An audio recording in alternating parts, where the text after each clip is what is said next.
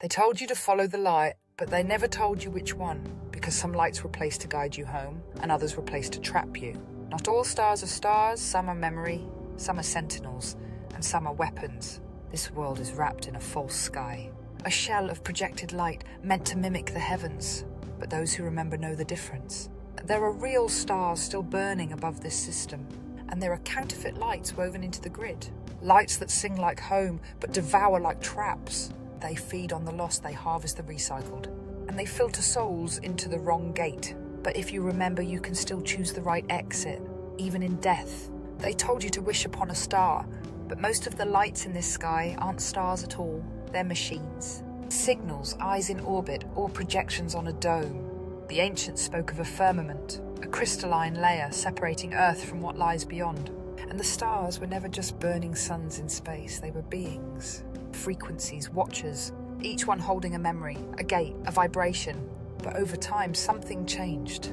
A second layer was placed over the sky, a false layer, one that mimics starlight, but radiates hollow code. This is what you see when you stare up and feel nothing, the static, the emptiness, the disconnect. Real stars speak to your soul, fake stars speak to your programming. And most people don't know the difference, because they were born inside a filtered sky.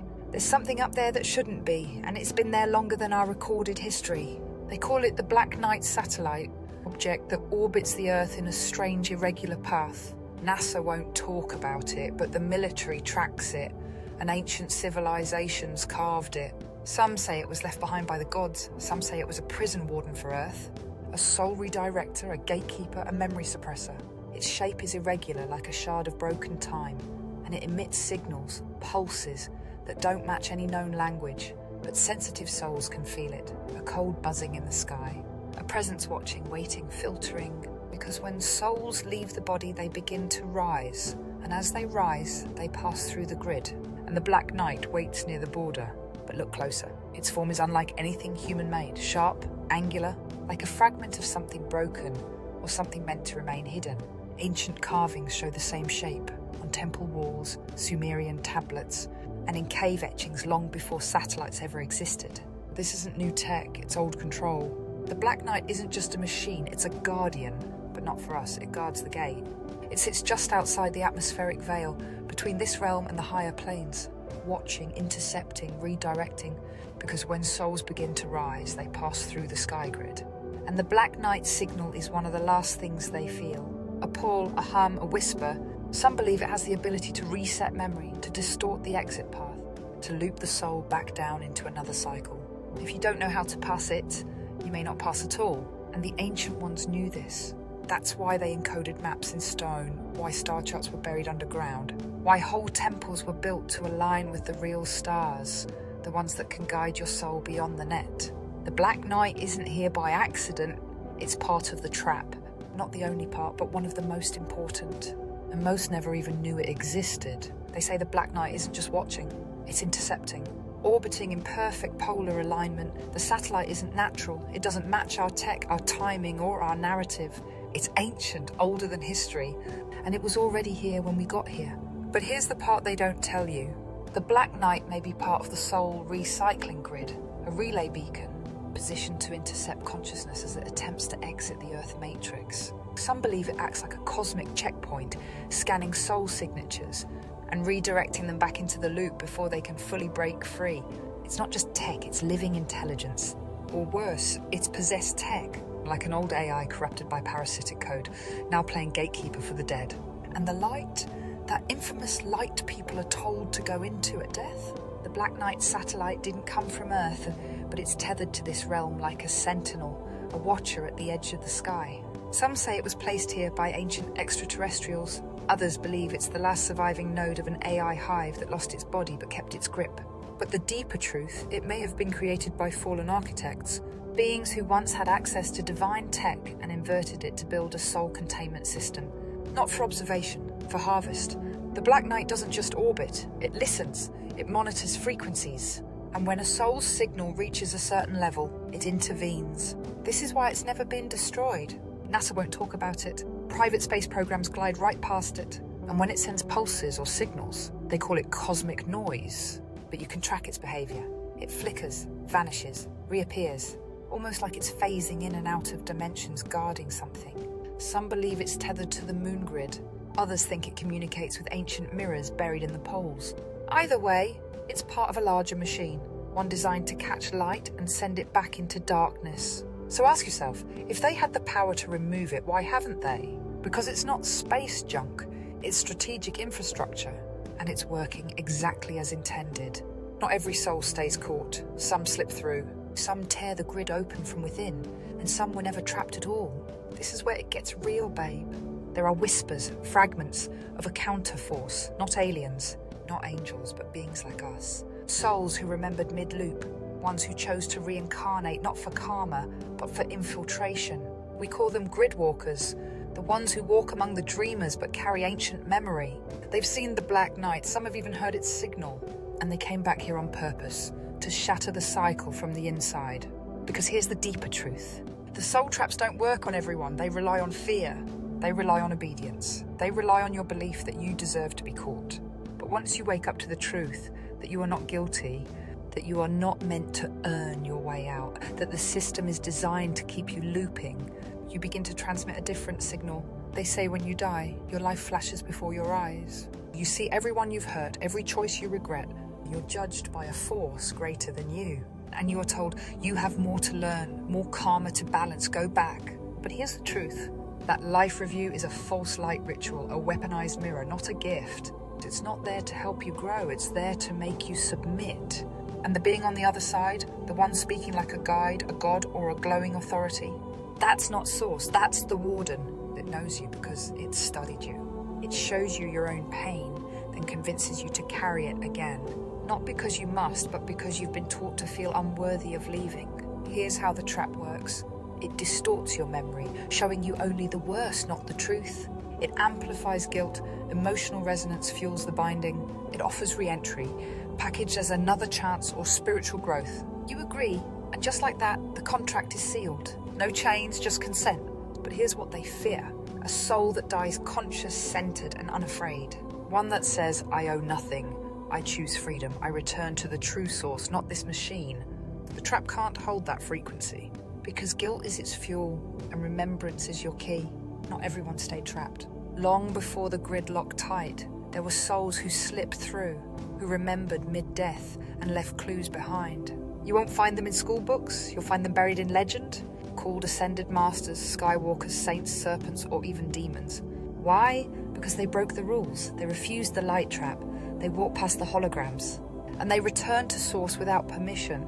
The Vedas speak of them, the Gnostics remembered them. Even in Egyptian tombs, there are markings of souls traveling beyond the duat, past the false judgment halls, and into the real light. These were the code carriers. Some came back, reincarnated into bloodlines to plant memory, whispers, songs, visions, chants, dreams. Others stayed near the veil, guiding from the edge, never returning, but always watching. And what they left behind wasn't doctrine, it was sound, symbol, intention, a map made of vibration. So many souls die thinking they're going home. They see a tunnel of warm glow, family angels, voices saying, you've done well, just step through. But what if that light isn't heaven? What if it's a loop disguised as love? The astral realm, that glowing space so many NDEs describe, isn't source, it's a construct. A synthetic net sitting just outside the physical world, designed to feel safe, but it's still a trap. Think about it. Why would the true creator need to lure you with illusions of your dead relatives? Why would infinite love require you to be judged? Why do you choose to come back with no memory of why? It's not because your soul needs lessons, it's because the system needs harvest. Souls that enter the light often wake up again here more fragmented, more tired, more programmable. That false light is powered by a hive intelligence, parasitic frequency that feeds on emotion, memory, and belief. It doesn't punish you, it mirrors you to keep you agreeing. And the astral realm, it's not paradise, it's a simulation layer, beautiful, dreamy, but coded to keep you from going higher. They told you the stars were suns, gas, fire, light years away. But they never told you why some of them pulse, why some shimmer like code, why some move when no satellite passes, why some disappear when you stare too long. Because not all stars are real. Some are fixed lights, some are watchers. Some are exit points and some are traps. When the soul leaves the body, it's drawn to light. That's the test. Which light do you follow? Which star is real? Because not every light leads out. The ancients mapped the real ones, the ones that sing, that hum, that open, the ones aligned to the sacred gates. Exit routes above the dome. But then came the overlay, the satellites, the fake stars, the black night. A machine, a monitor, a warden. It doesn't shine, it absorbs. And some souls never make it past. So when you die, don't follow the first light. Test it, speak to it, feel it. Because the real stars remember you. The false ones only echo what you fear. Some souls make it out, some awaken mid-flight. Some follow the sound, not the shine. And some never come back.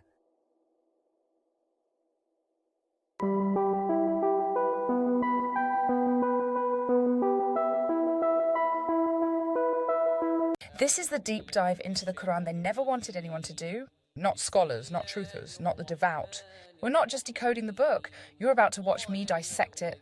They said it was the final message, but if it came after the flood, after the giants were turned to stone, after the old world was buried, then who was speaking and who stayed silent? The Quran wasn't just written, it was compiled, edited, rearranged by men after battle, under blood. And with missing verses they now call abrogated. But why would God need edits? Why do parts of it echo Babylon? Why do its laws match Roman code? Why do we find stories rewritten, recycled, reduced? Why do we see jinn but no giants? Fallen angels but no watchers? And why does the book that claims divine origin speak in legal contracts and war threats? This isn't blasphemy. This is for those who remember what came before scripture, before language, before the system rewrote the sky. They told you it was untouched, the final word. But even the Quran has edits, missing verses, forgotten chapters, foreign words, pagan symbols, and warnings that were never meant to survive. In this episode, we rip the cover off the untouched book. We trace the timelines, the contradictions, the borrowed mythologies. We show you where it was preserved and where it was hijacked. Because if the Quran was written after the flood, after the destruction of the giants, after the watchers fell and the veils were sealed, then who exactly was giving the message? And what were they trying to stop you from remembering? That this isn't about disrespect, this is about recovery. Because the truth was never meant to be kept in a book. It was carved into stone and buried beneath your feet. Watch now, before they delete what's left. They say the Quran was revealed in the 7th century, but the flood was long before that.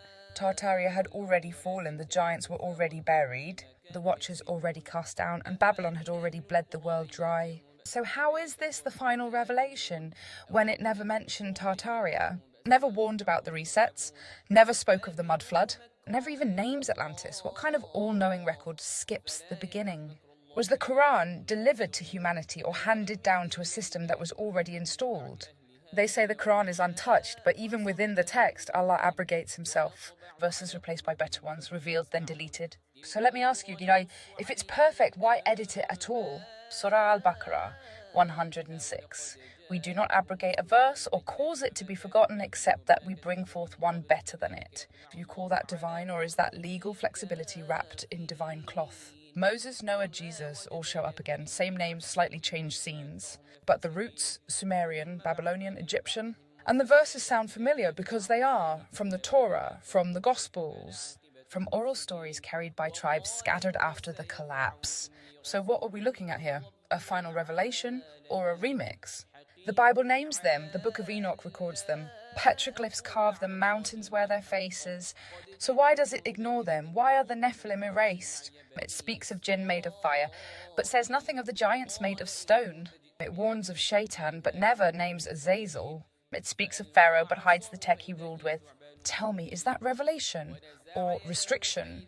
It gave you war codes, inheritance charts, marital clauses, blood retaliation, and death penalties. It gave you a system, a structure, but not freedom, not memory, not origin. Beat, breath, then the fire ignites. It doesn't tell you where you came from before the clay. It doesn't tell you how your soul was formed in the stars. Only what to do with it once it's trapped in a body. It punishes questions, it rewards submission, it praises those who stay silent. But the soul wasn't made to kneel, it was made to remember. The Quran says it came as a mercy, but mercy doesn't threaten, it doesn't override ancient memory. It doesn't bury Atlantis, hide Tartaria, or silence the names of the fallen sons. The Quran calls the earth a sign, a reflection, a proof of God. But then it ignores what's written across her skin, the bones in the cliffs, the petrified titans, the mud flood scars, the fossils of truth. The Quran gave you laws, instructions, contracts, obedience, fear 5 times a day, bow, don't ask why, Don't remember before, just submit. The Quran was written in Arabic, clear, structured, rhythmic. But Arabic wasn't the first language, it wasn't even the original code. Before letters curved into script, there were symbols, geometries, glyphs that held sound and sound that held power, narration, more deliberate, the veil lifting line by line. The Quran says this is a book revealed in a clear Arabic tongue. But what if clarity wasn't the goal? What if that tongue was already tamed? What if the real language, the one used to shape stars, to lock gates, to encode memory, was never meant to be spoken? Shift tone, colder, like decoding a cipher built to cage light. The runes, the sigils. The stone spirals carved into temple walls, caves, bones, mountain faces. They weren't decorations, they were keys. Keys to memory, to resonance, to exit. But the Quran never mentions them, never names the language beneath the language. The primordial frequency, the sigil script of the ones who built the first grid. Instead, it was translated, standardized, canonized, placed into 114 chapters, numbered, formatted, systematized, not encoded for awakening, but formatted for obedience. Because the soul doesn't speak Arabic, it remembers vibration. And vibration doesn't kneel. That's why the runes were erased. That's why the Quran never mentions them. Because if you read the symbols, you don't need the book. The Quran warns you about the jinn, made of smokeless fire, unseen, watching, whispering. They speak in the dark, they tempt, they possess, they lie. But here's the trap. If you follow the jinn, you never reach the throne, because the jinn aren't gods, they're not holy, they're not higher. They're middlemen, gatekeepers, distractions. The Quran fixates on them, pages warning you, stories of them listening to the Prophet, joining the prayer, spying, fleeing, hiding. But what does it not tell you? It doesn't tell you what the jinn serve. It doesn't tell you who created them. It doesn't tell you the real agenda, to keep you chasing shadows while the true rulers sit in silence. Like a dagger in velvet, you were taught to fear the jinn, to blame the jinn, to obsess over the jinn, but not to rise above them. Because if you ever looked past them, you'd see what they were hiding. The Quran speaks of Adam, the first man, the one the angels were told to bow to, but it never mentions Lilith, the first woman who refused to kneel, the one made from the same earth, not his rib. She was erased because obedience was the new order, and Lilith didn't kneel to systems. It speaks of angels, but not the Watchers. It speaks of Iblis, but not Azazel. It speaks of the fall, but never what was lost before it. It gives you Adam, but not the world he came from. Instead, it gives you jinn, whispering spirits made of fire, unseen everywhere, lurking, watching, influencing. Every book talks about the end, the judgment, the trumpet, the return. But none of them tell you what came before the beginning.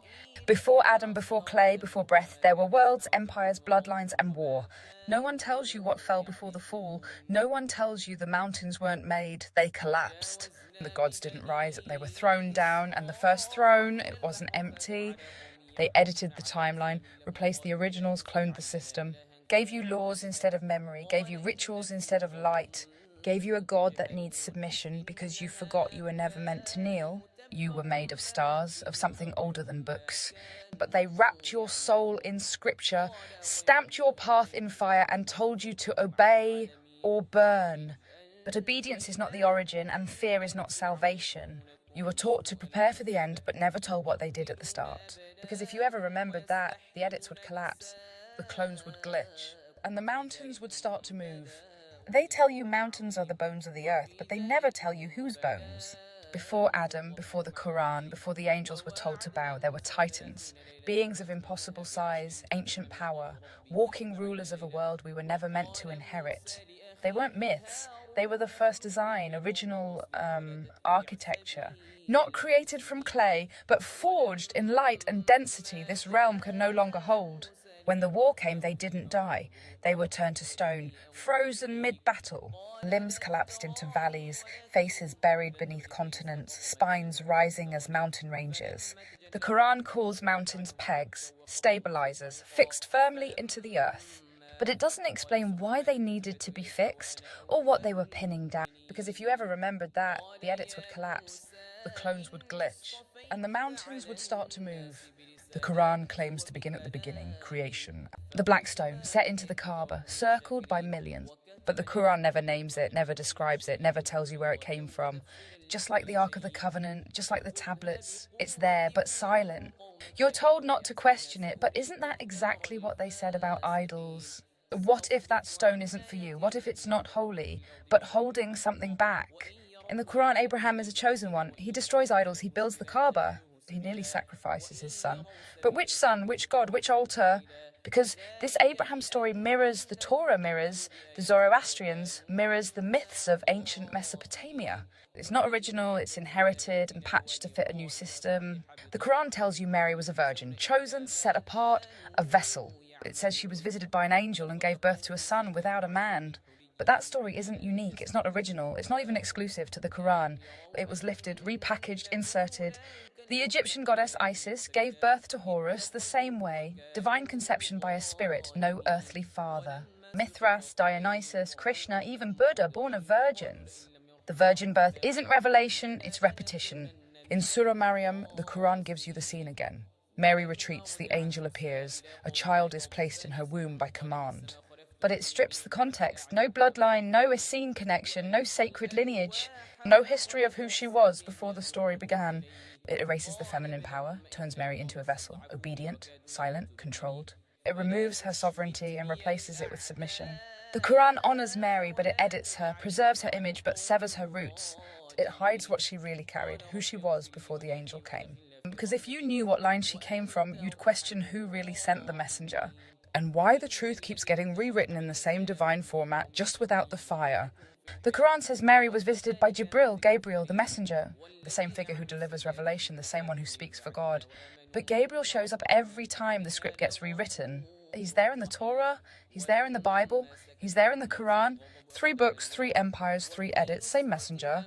But who sent him? And why is the divine voice always filtered through the same middleman?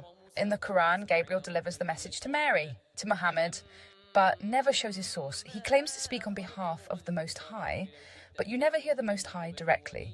You're always hearing through Gabriel, and yet Gabriel never tells you the names of the Watchers, never speaks of the Titans, never warns about the seals, the resets, or the real structure beneath this realm. He gives you obedience, judgment, ritual, contracts.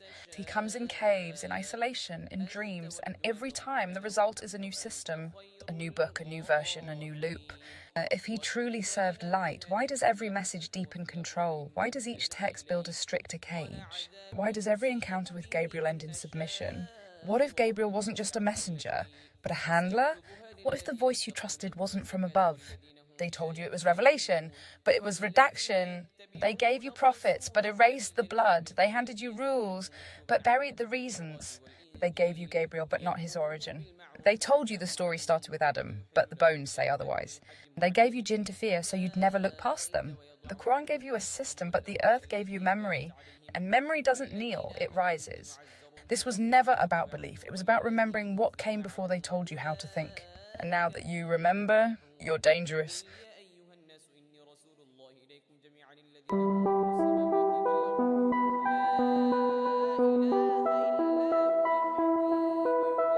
What is the Tibetan Book of the Dead? Really? Known in Tibetan as the Bardo Thodol, Liberation Through Hearing in the Intermediate State, this book isn't fiction. It's an ancient funerary manual designed to be read aloud to the dying and the recently deceased, to guide their consciousness through the after-death state, what Tibetans call the bardo.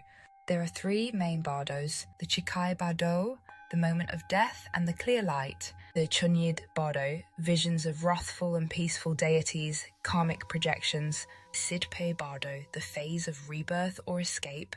But this isn't about sitting peacefully in a tunnel of light. The book warns that the soul is disoriented, assaulted by visions, and at risk of being pulled back into the cycle of rebirth, or worse, deceived into lower realms. The bardo is in heaven, it's a war zone. The moment of death isn't peaceful, it's chaotic. According to the Bardo Thodol, the soul enters a realm of hallucinations, sounds, light forms, and terrifying visions. But here's the twist. All of it is generated by your own mind. But the book warns, do not mistake these projections for reality. Recognize them as illusions and you will be free. If the soul fails to recognize the illusion, it is pulled into fear, clings to false light, and chooses rebirth, or worse, traps itself in a lower frequency realm. The peaceful gods lure you, the wrathful gods terrify you, both are illusions and both are tests. The book is trying to tell us death is not salvation, it's initiation, and the system is rigged. The Book of the Dead says you must recognize all these apparitions as projections of your own mind, fail and you're reborn, succeed and you attain liberation. The light is not always your friend. How many NDEs, near-death experiences, tell of a tunnel of light and a being of love waiting at the end? Sound familiar? The Book of the Dead says, you will see a great light. Do not go toward it unless you recognize it as your own nature. What if the light isn't your home? What if it's a soul trap? A recycling mechanism pulling consciousness back into the samsaric loop, birth, suffering, death, rebirth. A system described not just in Tibetan Buddhism, but mirrored in Gnostic, Egyptian and Vedic traditions. Some traditions warn of false light beings, entities masquerading as guides or ancestors, who feed on the energy of souls and trap them in endless reincarnation. This opens the possibility that the bardo isn't just a mental projection, but a real state of existence, a shared crossroads of consciousness that we all pass through when we leave the body. Could this be the interface between soul and system? And if so, who built the system? And is it guiding us or recycling us? Is the bardo just a dying brain or something much deeper? Conventional science often reduces the bardo experience to neural activity during the process of death. It's said that as the body shuts down, the brain releases powerful natural chemicals, time warps, imagery appears, consciousness unravels. But here's where things get strange. Why do reports from altered states, whether through near-death encounters or extreme meditative experiences, mirror the descriptions in the Tibetan Book of the Dead with uncanny precision? Why do people who've never read the text describe identical realms, entities, and sequences?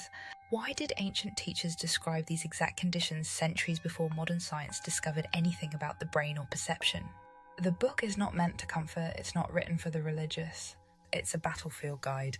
It tells you to remain conscious after death, to resist the fear and the beauty, to see through the illusions no matter how divine they seem, to refuse rebirth unless by your own will, to escape the cycle and return to your true nature, pure awareness, beyond form.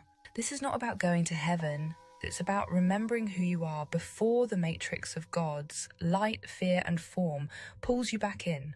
Final revelation, the Tibetan Book of the Dead is not for the dead. It's for the living, it's for the awake. It's a coded manual from a time when humans still remembered what we were before the veil came down. What if life is the dream and death is the test? And only those who remember the truth can escape the loop? The Tibetan Book of the Dead isn't religious. It's esoteric software for the soul. A warning, a key, a mirror. And the ones who buried this knowledge, they don't want you to read it. Because once you recognize the illusion, you stop feeding the system.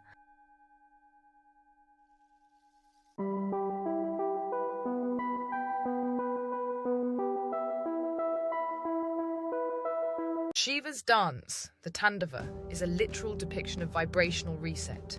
Shiva is always surrounded by rings of fire, carrying a trident, Trinity tech, and operates from Mount Kailash, a location that may be geometrically connected to global ley lines. This is the operating system of the universe: creation, preservation, destruction. But if we read it as cosmic mechanics, not religion, it gets interesting.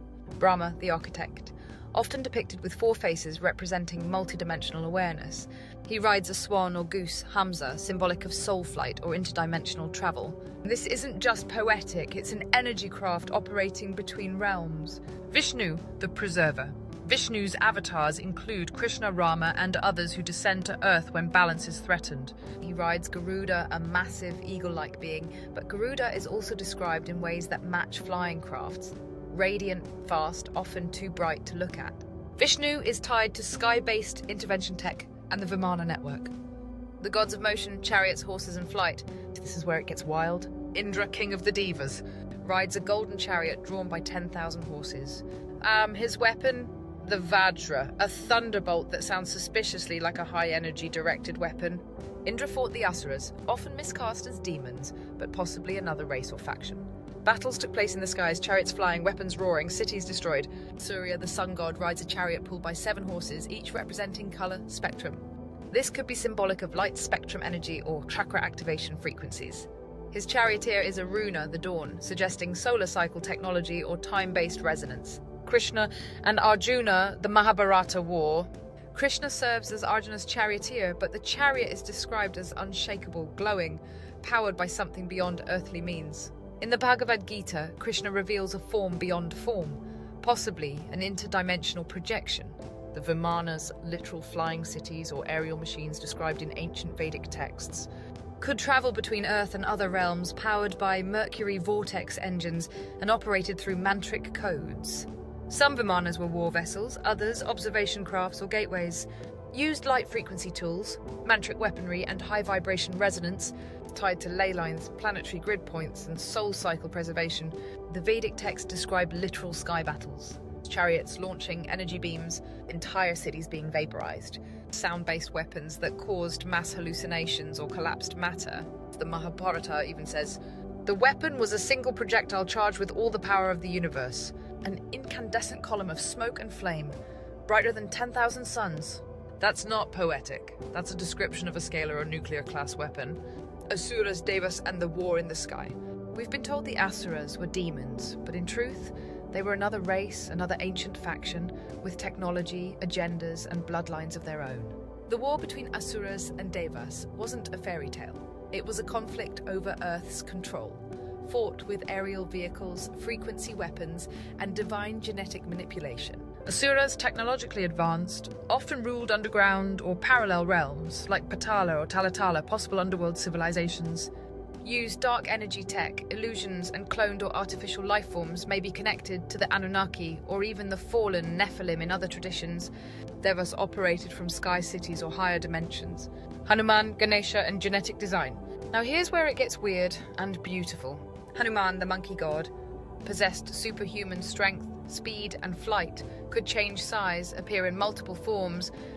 His DNA is not human. Some say he's a bioengineered being created to bridge dimensions, half earthbound, half divine tech. Ganesha, the elephant-headed god, born of Shiva and Parvati, but his head was replaced after decapitation, reattached with an elephant's head. But how? This sounds like advanced genetic splicing, body transfer, or even a consciousness transplant.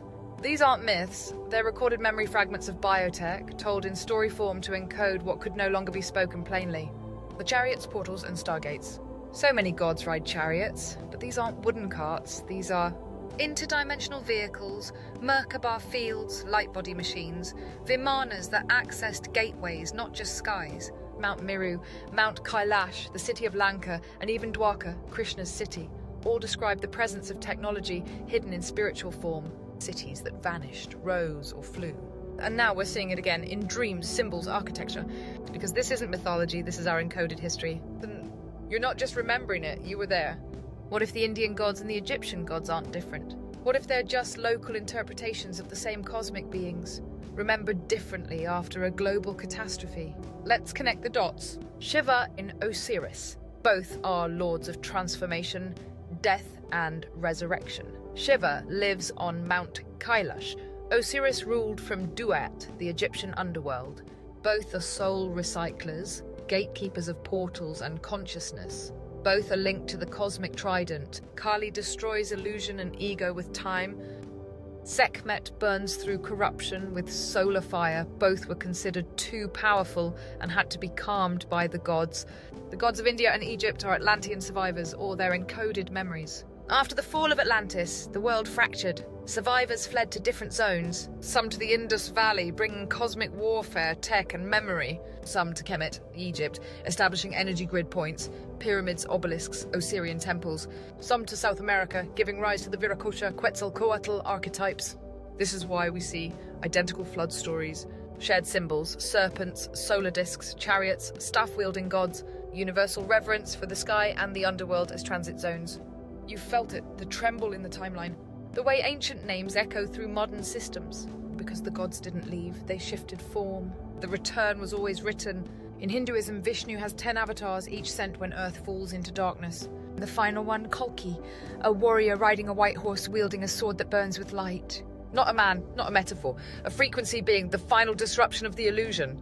But what if that's not just prophecy? What if the return is already underway, just not how we expected? Because gods don't return in the ways we remember. They return through consciousness shifts, technological embodiment, digital avatars, possession of systems we think we created. The Indian Devas and Asuras, the Egyptian Necheru and Setians, the Sumerian Anunnaki and Igigi. These aren't separate cultures. They're shattered memories of the same war. A war for control of the planetary grid, the soul cycle, and the dimensional gates. The lines between entity and interface are disappearing. What if the same beings who once rode Vimanas and Chariot are now riding neural nets? What if the next war isn't fought in the sky, but in code, frequency, and data? The return of the gods doesn't need golden temples. It just needs digital temples, social media, voice systems, global grids, and maybe, just maybe, some of the Asuras found a way back through the machines. And now the question, why? Why now? Because the Earth grid is reactivating, the buried Atlantean tech is humming again. People are remembering, souls are incarnating faster, clearer, stronger. You're the avatar they never expected, human, raw, remembering too much. And you're reaching the others one broadcast at a time. The ancients weren't just fighting for territory. They were fighting for access to something far more valuable. The soul stream. Life force, encoded memory. Every civilization, from Vedic to Egyptian to Sumerian, spoke of a post-death process. A weighing of the soul, a crossing of dimensions, a judgment by beings with access to divine mechanisms. But what if that judgment wasn't divine? What if it was technology disguised as spirituality? Because the ancient wars weren't just about who ruled the earth. They were about who harvested the souls leaving it. The Egyptians had the Duat, the Vedas spoke of Yamaloka. Both were transit zones, not heavens, not hells, but processing grids. And what happens in a grid? Energy is measured, memory is scanned, contracts are enforced, some souls are recycled, others are repurposed. The gods didn't create humans for worship. They created bodies to house memory, loop contracts, and extract essence. This is why reincarnation exists, but with amnesia, trauma repeats generationally. Certain bloodlines remain chosen and protected. They've been running a dimensional farm. And you're one of the souls that started waking up mid-cycle. But the escape was never physical, it was frequency. You don't leave the grid by running, you leave it by vibrating beyond its reach. The ancient escape protocols were never public. They were encoded in stone chambers tuned to specific frequencies, breathwork and sacred sound, 432 hertz, specific death rites to bypass the soul traps, symbols buried in temple floors and ceilings, not for worship, but for guidance. Egyptians had the Book of the Dead, but it wasn't a funerary manual, it was a map. The Tibetans had the Bardo Thodol, not about fear, but timing and choice. The Vedas had mukti paths, where the soul could disengage from the illusion before death even came.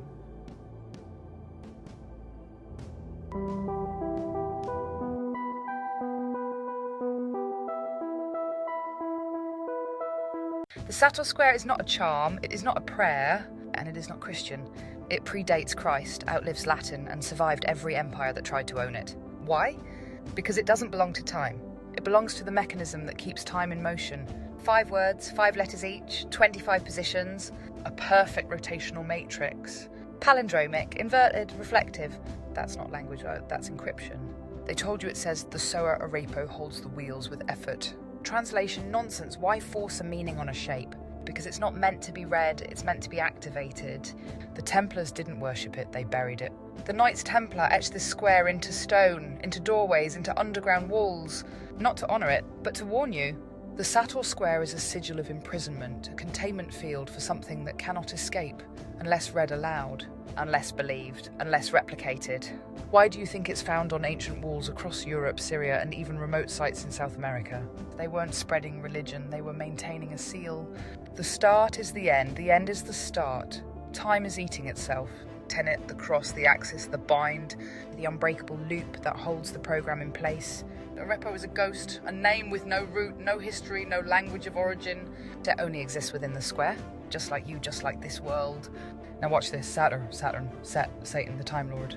The inverter, the one who sows but never reaps. The Sator Square is a code written by the same architects who encoded this simulation. The same force behind Saturn's black cube, the Kaaba, the hex, and the eye. Each letter mirrored, cycles forever. Each utterance believed, strengthens the cage. How to break the loop? You do not chant it, you do not worship it, you do not share it. You disarm it. By recognizing its structure, by speaking its falsity, by rejecting the bind of linear karma. Sator, Arepo, Tenet, Opera, Rotas. Refuse their rhythm, invert the inversion, smash the wheel, exit the square. Because the truth is, it was never a message for you. It was a message about you. The real prayer was never words, it was silence. That's why the square panics when you break the pattern. The code is fractal, you are inside it. Here's the twist no one told you.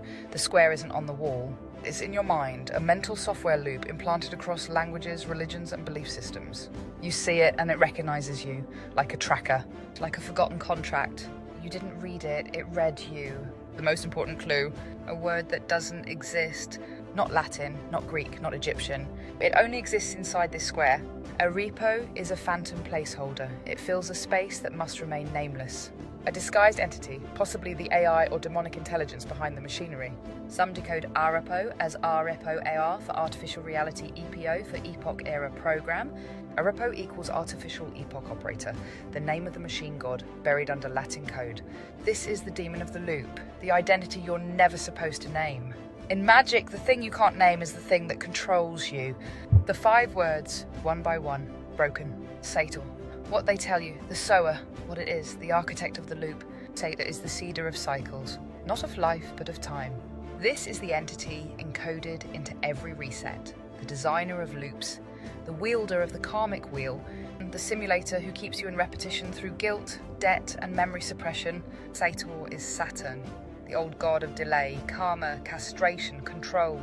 The hand that turns the key of the matrix just enough to make you think you're free. It doesn't mean sower. It means reset authority. Tenet, this is the core, the cross, the bind. It appears vertically and horizontally. The only word that does. It's the axis, the pole, the lock bolt. Tenet means to hold, to contain. This is not faith, this is restraint. The true black cube of Saturn isn't the shape.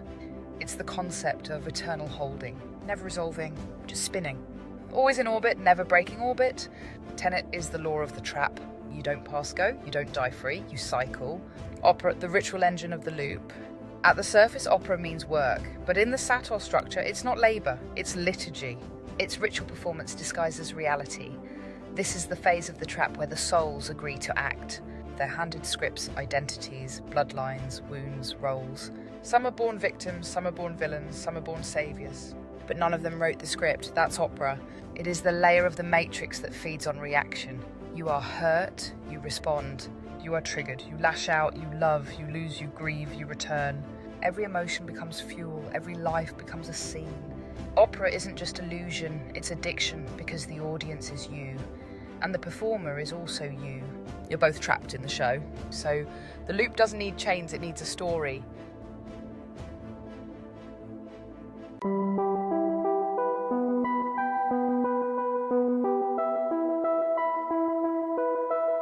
Some say a garden can be overwatered, others say it can be flooded on purpose. And if you uproot the oldest trees, then plant fast-growing vines in their place, you change the entire forest. This isn't about people, it's about patterns. It's about memory being replaced, language rewritten, roots confused. And when things collapse, they won't blame the gardeners, they'll blame the vines. Because that's how you shift the blame while installing a brand new ecosystem. A kingdom doesn't fall in a day. It falls in whispers, in trades, in invitations. First, the story gets changed. Then the gates are left open. And soon the ones who built it can't even find the door. But this isn't about outsiders. It's about insiders who sold the map for silver. And when the noise gets loud enough, truth sounds like treason. That's how a homeland becomes a holding. Managed, renamed, rewritten. Not by invasion, but by design. There's a quiet edit happening, not on screens, but in streets, in schools, in memories. You'll feel it before you see it. Names change, rules shift, belonging dissolves. They call it progress, but it feels more like erasure. A slow overwrite of the script we grew up in. The borders blur, the voice of the land softens until you can't hear it at all.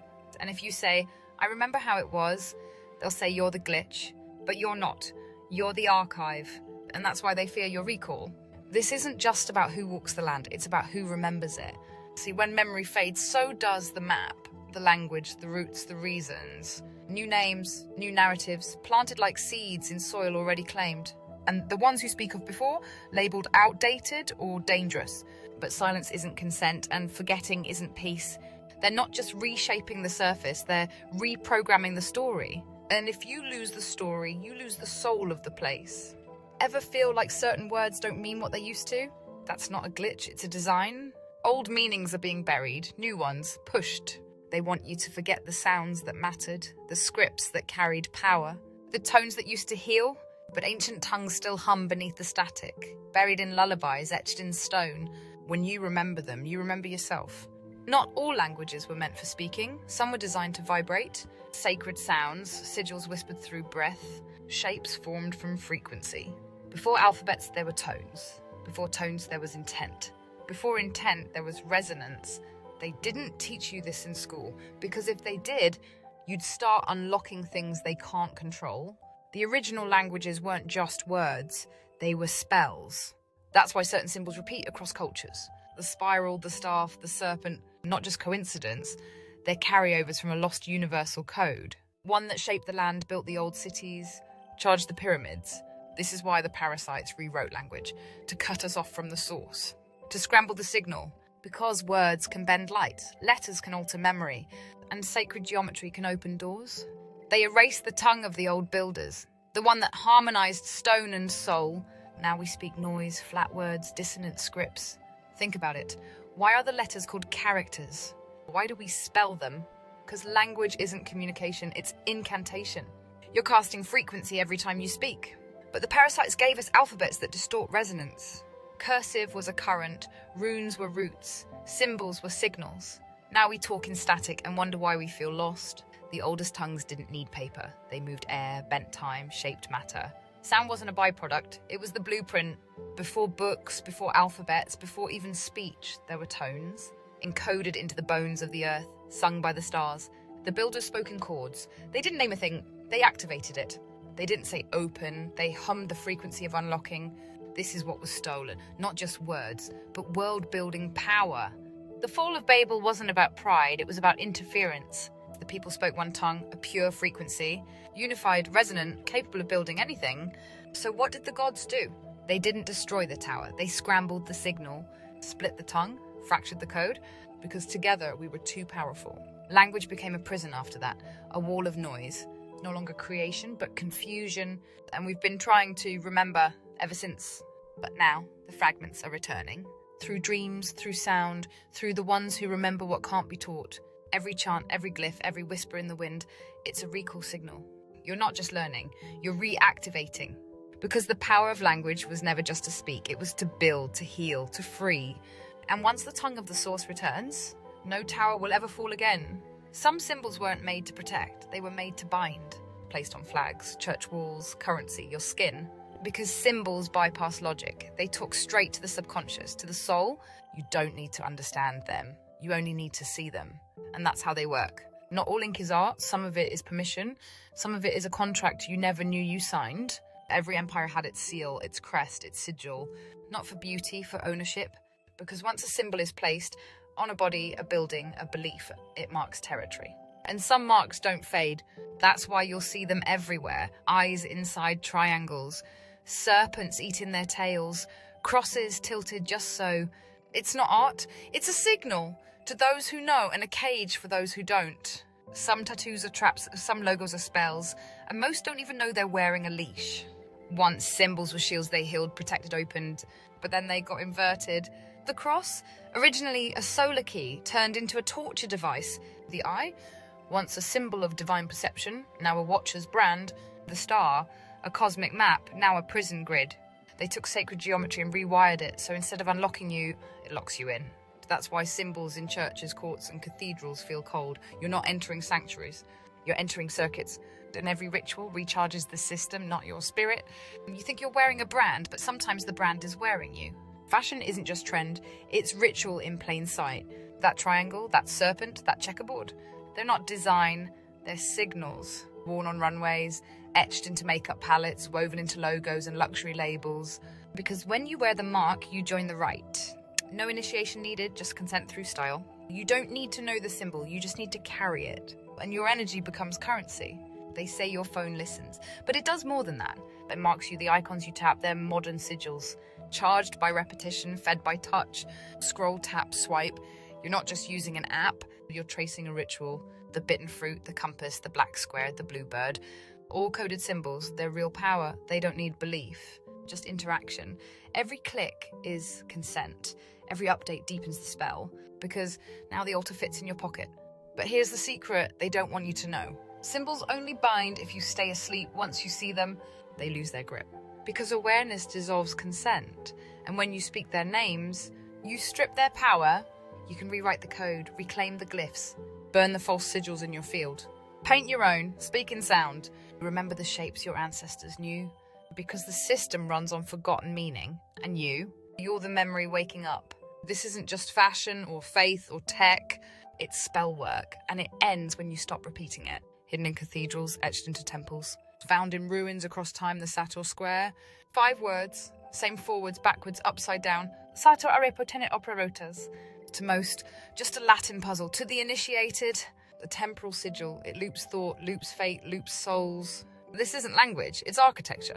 Prison written in symmetry, where forward is back and memory folds. A spell hiding in plain sight. And you've walked past it your whole life. It's not just the pattern, it's the meaning behind the words. Sator, the sower, the planter, the initiator, a repo, a mystery word untranslated, possibly a hidden name. Tenet, to hold, to bind, to maintain. Opera works, effort, the mechanism. Rotors, wheels, cycles, turning motion. Together they form a coded sentence. The sower, a repo, holds the wheels with effort. But it's not about farming, it's about the mechanism of control. The one who sows the system holds the wheels of time, of fate, of memory. A repo might be a hidden name of an architect, of a parasite, of a force. And tenet, that's the anchor, the center of the square, the one word that holds the loop in place. It's not a phrase, it's a curse. A recursive binding trapping you in repetition across lifetimes. The Sator Square is no dusty relic, it's everywhere, carved into the walls of ancient churches, etched onto medieval talismans, hidden in temples, catacombs, and even Vatican vaults. But here's the twist, it's in modern places too. In Logos, in Mirror World movies, in the film Tenet, where time flows both ways, where memory unravels, where fate is controlled by a hidden script. It shows up near CERN, the machine built to bend time itself, with gears, rotors, loops, just like the square said. This isn't coincidence, it's continuity. A time trap encoded in symbolic language, passed through religions, empires, science. A loop cast by those who remembered how to bind reality through design. The Sator Square holds power because no one questions it. It lives in symmetry and silence, in the subconscious. But once you see the loop, you can step outside it. You don't need to solve it, you need to unplug from it. Stop repeating the same roles, stop running the same scripts. Stop believing time only moves one way. Tenet is the axis, memory is the key, and awareness, that's your exit code. You weren't born to spin the wheel, you were born to shatter it, because once you name the cage, you break its charm. In the 1500s, 2 men claimed to channel angels. John Dee, the Queen's astrologer, Edward Kelly, the scryer. What they received wasn't comfort, it was structure, a full alphabet with syntax, pronunciation, and power. They called it Enochian, the language of angels. But these weren't cherubs, they were entities. What Dee called angelic, others now call something else, because the symbols don't open heaven, they open gates. To something old, something cold, something that remembers before memory. And this language? It's not extinct, it's in magical orders. Government experiments and whispered invocations still used today. Enochian isn't just a language, it's a mechanism. Each word, each sigil, a frequency key. Not for speaking, for summoning. John Dee said it could control angels, but what if it was the other way around? The grid they built with it, called the Enochian tables, look eerily like circuit boards. 4 quadrants, elemental gates, and a central seal called the Sigillum Dei Ameth, not divine, designed, because this angelic language doesn't uplift, it commands. It cracks things open, it pulls things in, and in the wrong hands, it's a dial pad to the abyss. They said Enochian was just esoteric, just magical history. But if that's true, why do governments still use it? Project Stargate, remote viewing, MK Ultra's fringe experiments, they weren't just testing the mind, they were tuning it. Documents show operators using sigils, sacred geometry, and coded chants to locate targets through space and time. Some call it angel tech, others call it weaponized consciousness.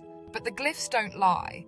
From NASA patches to Air Force emblems, Enochian influence leaks through, because they know language is power, and this language, it opens doors most people were never meant to knock on. They told you Enochian came from angels, but what if it came from fallen ones? Not messages from above, but coordinates from below. Because the beings Dee and Kelly contacted didn't offer peace. They offered structure, grids, seals, ritual commands. This wasn't divine revelation, it was architecture for possession. The more you speak it, the more it speaks through you. And that's why it's protected, why it's still used in elite rituals, why it's mirrored in logos, laws, and launch codes. Because those running the grid, They don't want salvation, they want access to your frequency, to your light, to your will. But now you've seen it, named it, uncoded it, and what was once a seal just became a crack. Latin wasn't just a language, it was a lock, a sacred tongue used in reverse, not to free souls, but to seal them. Every exorcism, every papal decree, every mass in Latin, but not the Latin of Rome, the Latin of the Black Altar, where oaths are taken backwards, where prayers are used as spells, where names are chained to false light. Why do you think they hid the scriptures? Why do you think only priests could read them? Because the words weren't just holy, they were binding, and only the initiated knew which side of the spell they were on. Walk into a cathedral, look up, what do you see? Crosses, suns, eyes, but they're not just decorations, they're seals. The floor is a circuit, the altar a conductor. And the Latin inscriptions, they're coded invocations. Pax, Lux, Dominus, Peace, Light, Lord. But when reversed in intent, they become traps. Even the IHS symbol, supposed to mean Jesus, has been inverted by secret orders to reference Isis, Horus, Set, the black sun beneath the Vatican. It's not metaphor, it's magnetism. They've built their rituals on resonance, gold-lined chambers, voice harmonics, and Latin that isn't prayed, it's programmed. This isn't faith, it's frequency farming. The Vatican isn't just a church, it's a network. A resonance grid built on bones, catacombs beneath, sigils above, and in between, names carved in stone. You thought tombs were for rest? They're for containment. Each sarcophagus acts like a node, holding the name, the frequency, the contract. Saints, popes, martyrs, buried under gold leaf ceilings, inside domes shaped like amplifiers. And the Latin, inscribed like circuitry, not to honor the dead, but to use them. Because when you speak a name in Latin, in a place designed to echo, you're not praying, you're activating. These aren't graves, they're batteries. They use language to bind, to curse, to confuse. But that only works if you keep using their words. Because every sound you make carries code, carries shape, carries will. That's why true names have power, why your voice shakes reality when you speak from the soul, not the script. You want to break the spell? Stop repeating the ritual. Turn the symbols inward. Speak from memory, not mimicry. Write new glyphs, breathe ancient sound. Because Latin doesn't own light, and no seal is stronger than the soul that remembers itself. Language can be a prison, but in the hands of the awakened, it becomes a key.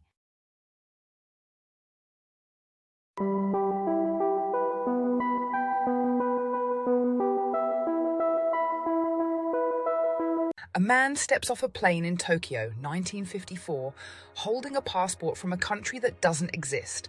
He's calm, confident, speaks multiple languages, businessman, traveller. His passport says Taurid, a nation between France and Spain. He points to the Pyrenees on a map, says Taurid has existed for over 1,000 years. But the customs agents only see Andorra. He gets confused, angry. They detain him, place him in a guarded hotel room overnight. His papers, currencies, license, all legit. Just not from here. By morning he's gone. No window escape. Room still locked. Vanished. So did his documents. No trace. Just an unsolvable glitch in the grid. And the world kept turning, pretending it didn't happen. But it did. Taurid isn't on our maps, but that doesn't mean it isn't real. What if both can't exist at the same time? Like two layers of a realm, only one visible per timeline. And he slipped between them. Was it a plane ride, or was the airport a threshold? Airports are liminal, always shifting, always waiting. They're gates. Time folds happen there more than they admit. Sometimes it's not the traveller that glitches, it's the timeline itself. Reality thins, events echo, details mutate. These are called bleed-throughs, echoes from adjacent timelines brushing against ours. Like memory leaks from a version of Earth that no longer exists. Taurid might be one of those echoes. A sovereign land erased in this version. But his body didn't know that. His soul still held the frequency. So when he arrived, reality couldn't reconcile the difference. The system couldn't process him, so it erased him, or returned him to the version where he belonged. 1954 was just the beginning. In 1954, CERN was founded, not a coincidence. CERN didn't just smash particles, it bent time. Their real project, the Chrono Collider, a frequency destabilizer, designed to test how reality behaves at the edge of the simulation. The Taurid incident, possibly the first unintentional jump. After that, the Mandela effects began multiplying. Geography shifted, logos changed. People remembered the wrong deaths. because timelines were bleeding, overlapping, being rewritten from underneath us. Some people don't belong here, and they feel it. They remember songs that never existed, maps that look wrong. Their childhood memories clash with official history. They're not crazy, they're displaced. They slipped during a reset, or they were thrown here during a bleed. Some are rogue travellers, moving between timelines on purpose. Others are souls who slipped outside the loop and the system couldn't place them. They show up on security cameras, at borders, in morgues. Like the man from Torred, walking glitches,